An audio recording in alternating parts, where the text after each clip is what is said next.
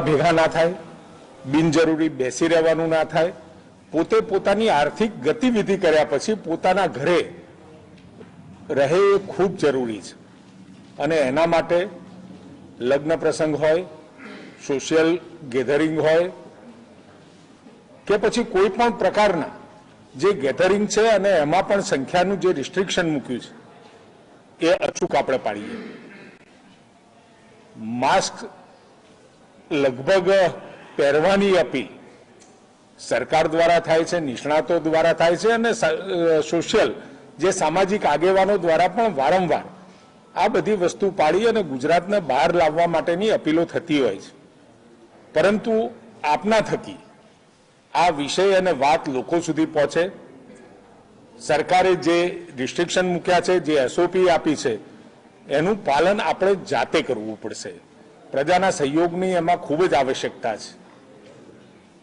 Mask માટે દંડકીય અને શિક્ષાત્મક કાર્યવાહી, ગેધરિંગ માટેની શિક્ષાત્મક અને દંડકીય કાર્યવાહી ન કરવી પડે એવું વાતાવરણ સર્જવાની જવાબદારી પણ આપના માધ્યમથી હું ગુજરાતની પ્રજા સુધી પહોંચાડવા માંગુ છું, જેથી કરી ગુજરાતની પ્રજાને બચાવવાની, ગુજરાતીઓને બચાવવા માટેની આ વખતે વેક્સિનેશનના કારણે ખૂબ સારી એવી આપણી પાસે તક પણ છે.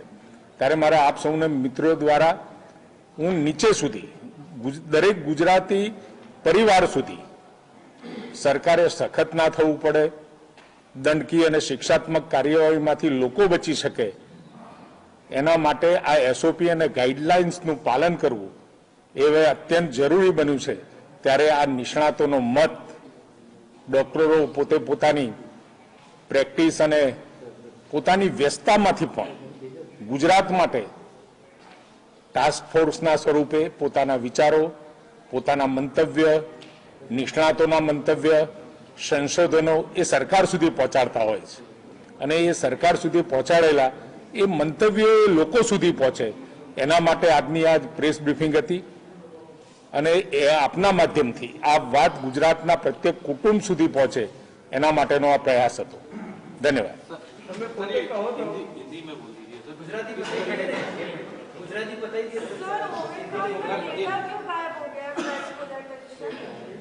सॉरी,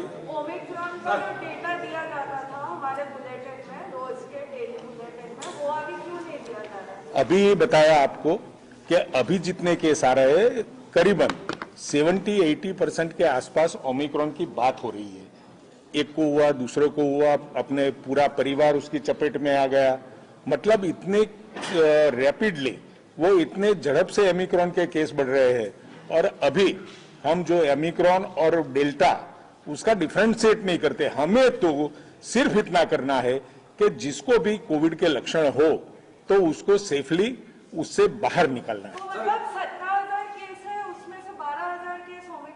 या आप मान सकते हो.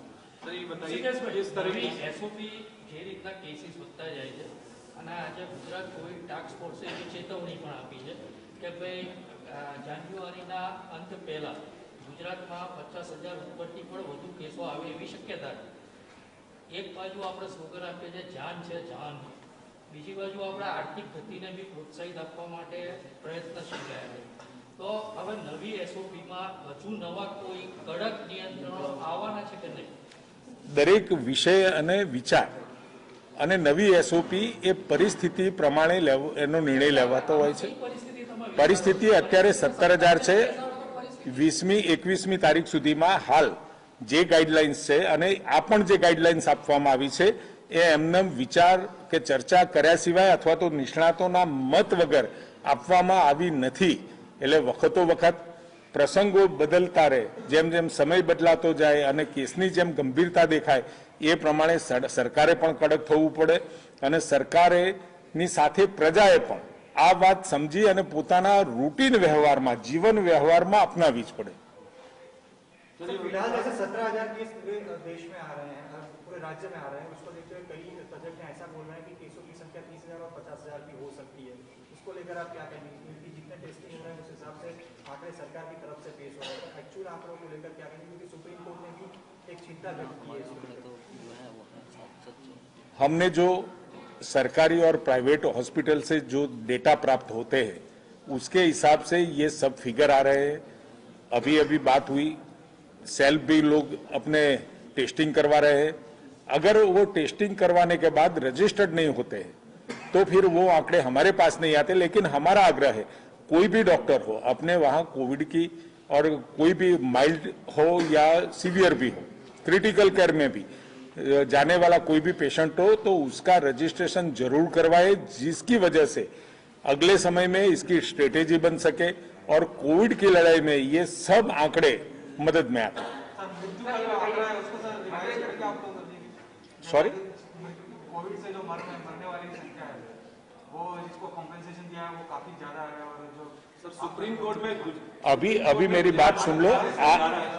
आज जो हम बात कर रहे हैं वो लोगों तक इस रोग के बारे में, इस संक्रमण के बारे में सही में उसको मालूमात हो, और मालूमात होने के बाद उसके इलाज के लिए क्या करना चाहिए, क्या नहीं करना चाहिए, हम ऐसे कोई सवाल न पूछे कि जिसकी वजह से पैनिक भी बढ़े।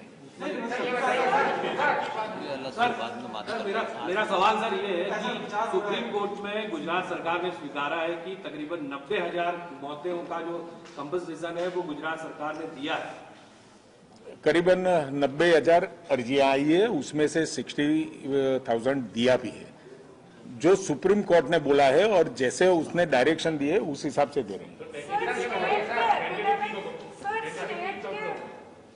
आपको मेरी एक रिक्वेस्ट है रिगार्डिंग दिस संक्रमण, आप कुछ भी डॉक्टरों से पूछना चाहे और मैसेज प्रजा तक देना चाहे तो बढ़िया रहेगा।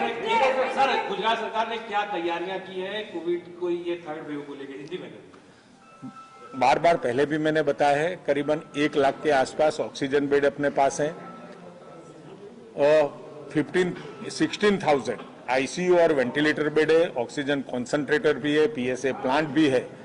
सब जगह गुजरात के हर कोने में ऑक्सीजन की जरूरत पड़े तो उसको हम पेशेंट को ट्रीट कर सके, ऐसा पूरा इंफ्रास्ट्रक्चर पीएम केयर के माध्यम से, जो प्रधानमंत्री जी ने हमें पीएसए प्लांट दिए, कॉन्सेंट्रेटर दिए, और दूसरी भी व्यवस्था के लिए जो सहायता की है, उसके हिसाब से हमने पूरी तैयारी कर दी है। लेकिन चिंता एक बात की है, ये जो केस बढ़ रहे हैं, नंबर ऑफ केसेस बढ़ रहे हैं, जैसे डॉक्टरों ने बताया कि पीक एकदम झड़प से होने से संख्या जितनी बढ़ती है उसके हिसाब से ऑक्सीजन की जरूरत हम हर रोज स्टडी भी कर रहे हैं कि कितने केस आ रहे हैं, कहां तक जाएंगे, और ऑक्सीजन वाले बेड की कितनी रिक्वायरमेंट रहेगी। ये पूरा अभ्यास करके आज की तारीख में हम पीक और फॉल दोनों में ऑक्सीजन बेड, और जो लास्ट टाइम जो हुआ था सेकंड वेव के दरमियान, ऐसी परिस्थिति नहीं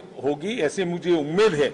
लेकिन ये उम्मीद मुझे प्रजा की ओर से भी ये सब बातें जो डॉक्टरों ने बताई और हम बता रहे हैं वो थोड़ा पालन कर रहे, और आपके हिसाब से भी और आपके माध्यम से भी लोगों तक ये मैसेज पहुंचाए, उसके लिए आपका भी शुक्रिया अदा।